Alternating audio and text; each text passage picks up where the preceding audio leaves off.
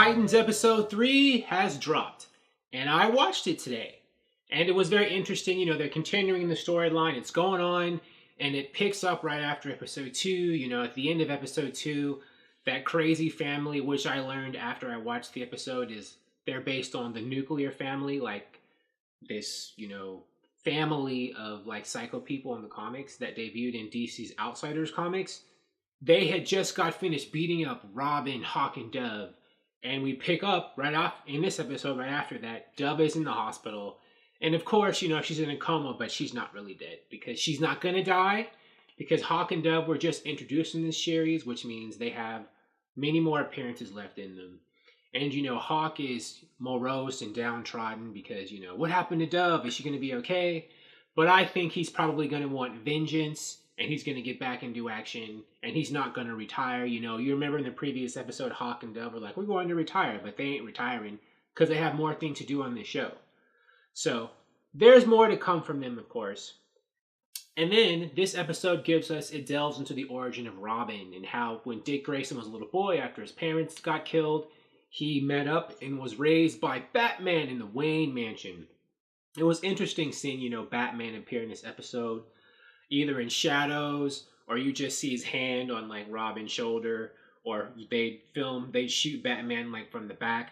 So, even though Batman's an important part of Robin's backstory, he's not really an actual character in this show. So it's odd to see, so much of Robin's life, and Jason Todd's going to show up on this show, so much. Batman is just the core of a lot of stuff that's happening here. But it's weird that he's actually not on the show. I think they're going to wait. Like in a later season, they're going to eventually, I think, have to cast somebody as Batman. He's going to have to show up.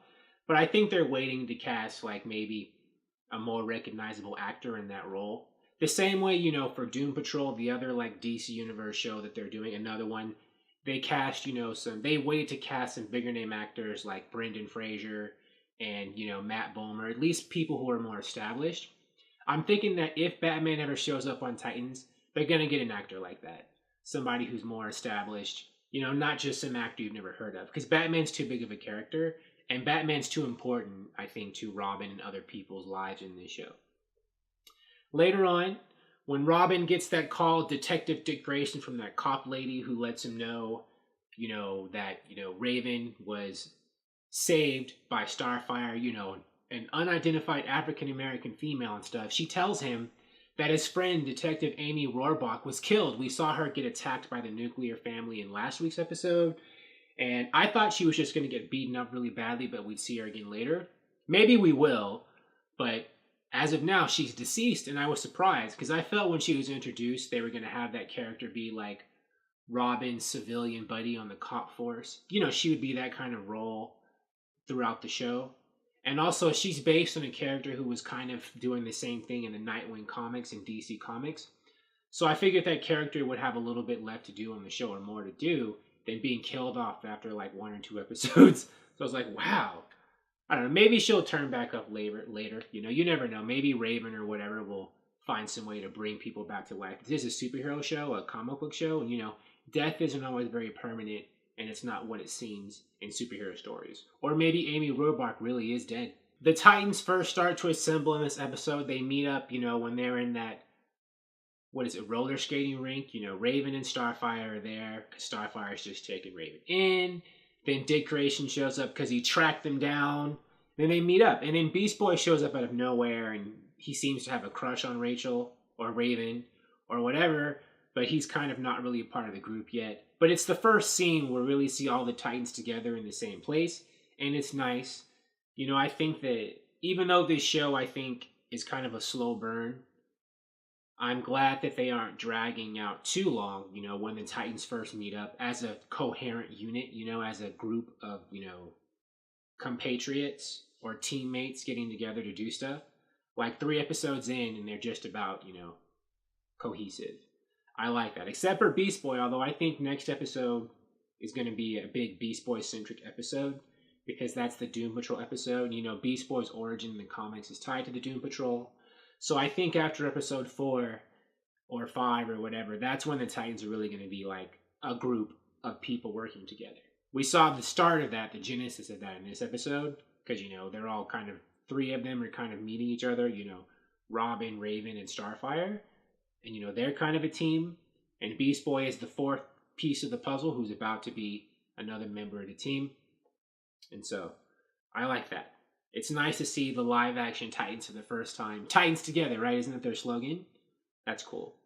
And at the end of the episode, we find out, I was afraid that they weren't going to do this, but they are. They're making Starfire an alien, thank goodness.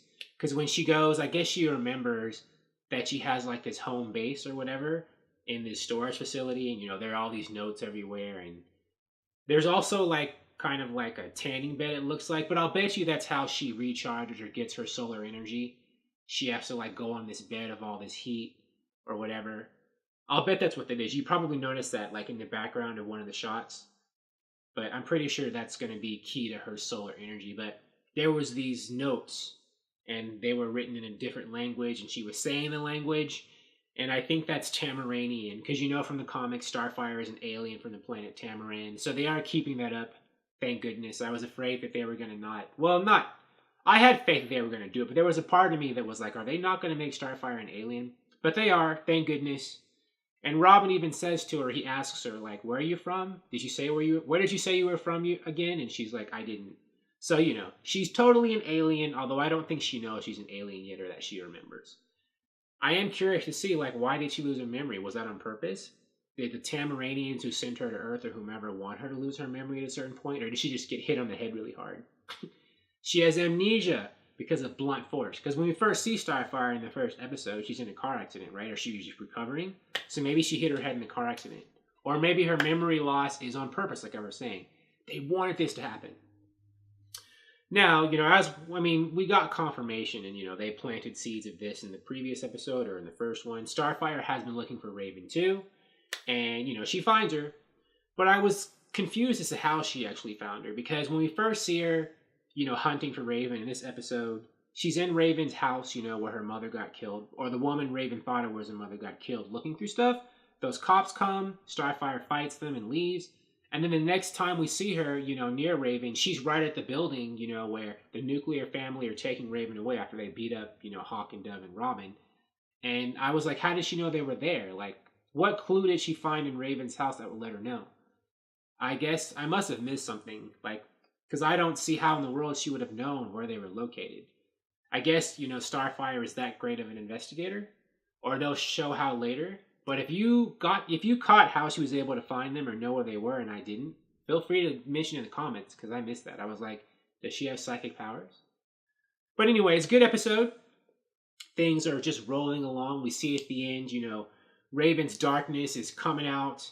She has to, like, I guess, embrace her dark soul self to get out of that room the nuns locked her in. I would do it too. Like, I'm trying to keep this evil, like, spirit of me out. But if that's the only way I can get out of this cell, come on, bring it on. You know, all those ravens are flying over the storage shed where Robin and Starfire are.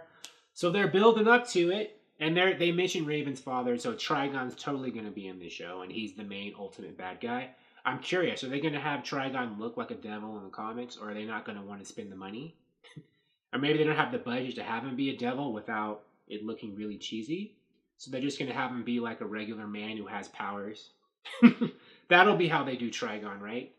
I don't know. I know in the CW shows they don't have a problem with like having computer-generated dragons and stuff. And like Legends of Tomorrow, Bebo, the giant blue like stuffed animal that tried to beat them up at the end. Oh, that helped them at the end of the episode. He fought a dragon too, the Dragon Malice. They can do them in the DC Universe, right? Although maybe if they did it in the DC Universe, they're afraid it would cheapen it too much and it would look too much like a CW show. And you know, Titans DC Universe is supposed to be in production values a few steps above that. I don't know. Maybe I'm overthinking it, but I'm curious. When Trigon shows up in the show, will he be an actual demonic-looking being? Or will he just be a regular-looking guy who can shoot like fire out of his hands and stuff? We'll find out eventually, right? Thank you for watching. If you like this video, please like it on YouTube and subscribe to the channel because I appreciate your viewership and I'll talk to you soon. Bye.